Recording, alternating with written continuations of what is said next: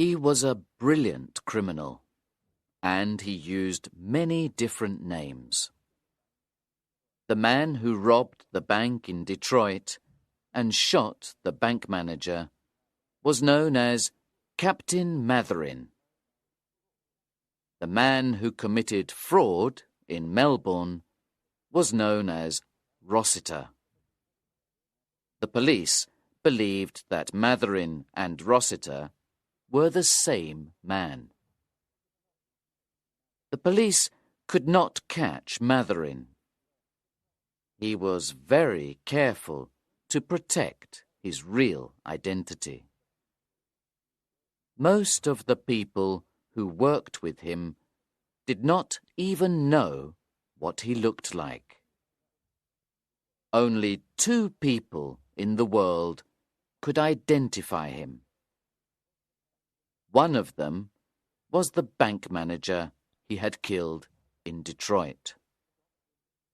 Mathurin shot him in front of his girlfriend.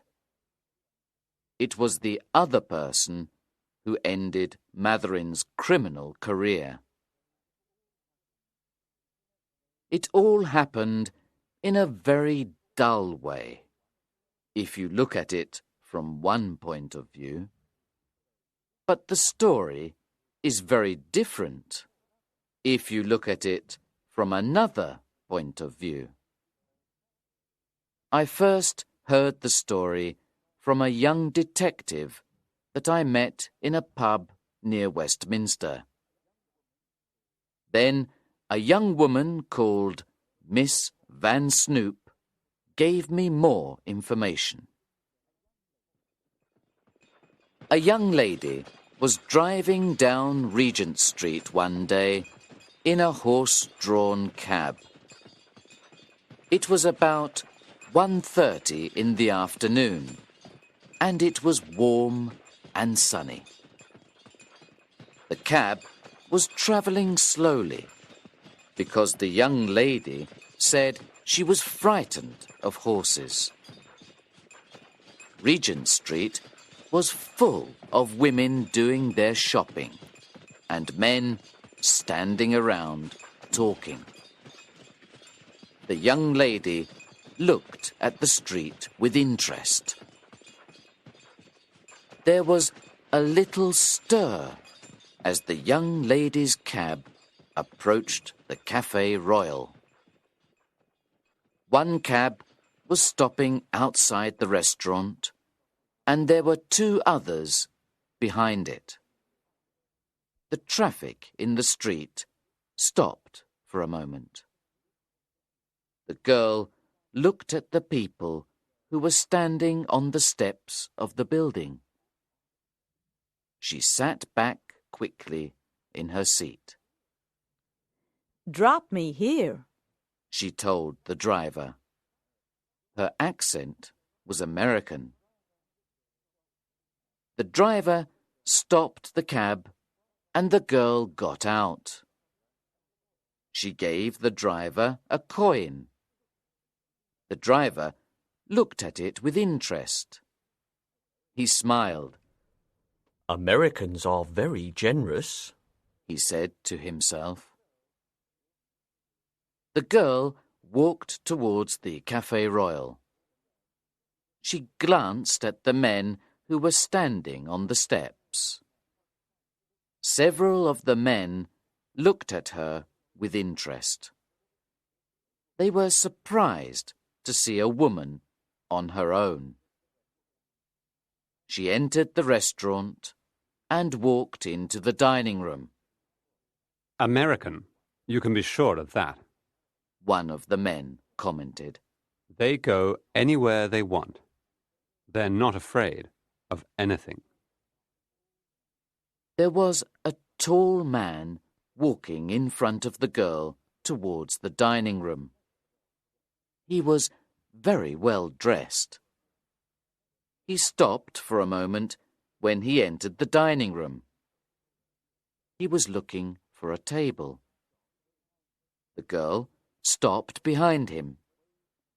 The waiter waved the man to a table. The girl sat down at a table behind him. Excuse me, madam. The waiter said to her, This table is for 4 people. Would you mind... I guess I'll stay where I am. the girl said softly. She gave the waiter a determined look and put some money into his hand. The restaurant was full of people. Many people looked at the girl who was eating alone, but she did not seem to be embarrassed or shy. She did not look at anyone. When she was not looking at her plate, she kept her eyes fixed on the back of the man at the next table. He ordered champagne with his lunch. The girl drank water. Suddenly, she called a waiter. Please bring me a sheet of paper and my bill, she said quietly. The waiter came back with a sheet of paper. The girl thought for a few minutes. Then she began to write something. She folded the paper and put it in her purse. Then she paid her bill. A few minutes later, the man at the next table paid his bill as well. The girl put on her gloves and watched the man's back. The man got up to leave the dining room. He walked past the girl's table. She turned her face away and looked at a mirror on the wall. Then she too got up.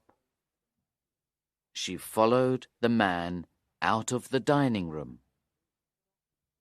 The man stopped on the steps for a moment.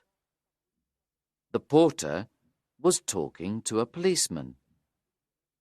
He noticed the man and asked him if he wanted a cab. Yes, please, the man replied. Then the porter noticed the girl. She was standing behind the man. As he turned towards her, he saw that her hand was in the man's pocket. She was stealing something. She pulled her hand back quickly. What? The man cried out. He turned round to face the girl. Is something missing, sir? The porter asked him. My cigarette case, the man said. It's gone. What's this? Said the policeman. He stepped forward. The porter pointed at the girl. That woman has stolen this gentleman's cigarette case, he said. I saw her doing it. The man looked at the girl. Just give it back, he said quietly. I don't want to make a fuss about it. I haven't got it, the girl answered. I'm not a thief. I never touched your pocket. I saw her do it, the porter said again. Right, said the policeman suddenly. You'll have to come with me, young lady. You too, sir, he said to the well-dressed man. We'll take a cab to the police station. I didn't steal anything, the girl said again.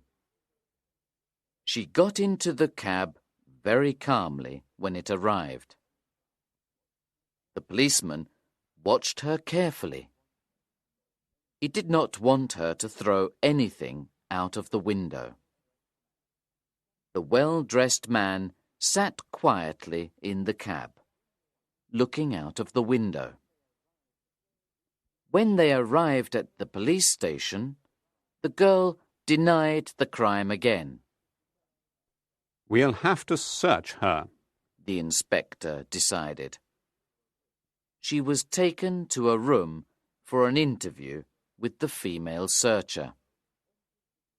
The girl entered the room of the female searcher.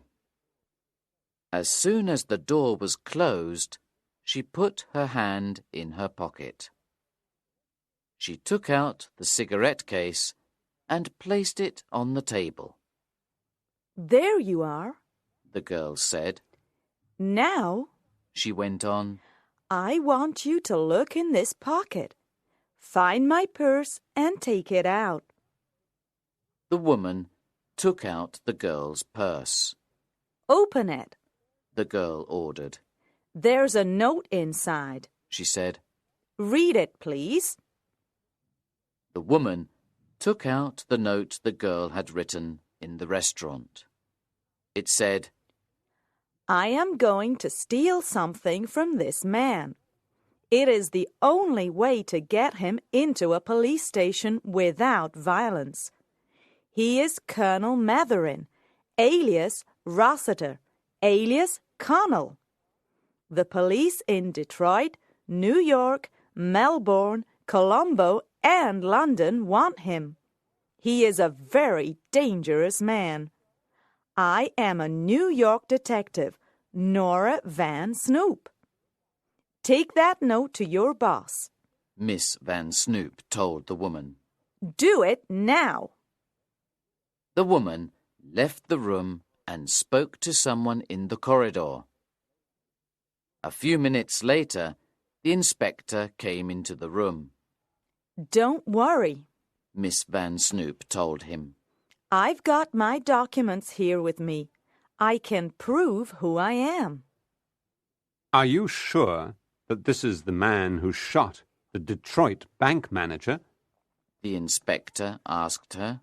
Heavens! Miss Van Snoop cried. Didn't I see him shoot Will Stevens with my own eyes? Didn't I join the police to find him? The inspector left the room. The girl listened attentively. Then she heard a shout from the next room. What? The inspector came back. I think you're right. He told her. It is Mathurin. But why didn't you ask the police to help you? I wanted to arrest him myself. Miss Van Snoop explained. And now I have. She said quietly. Oh, Will. Miss Van Snoop sat down and began to cry.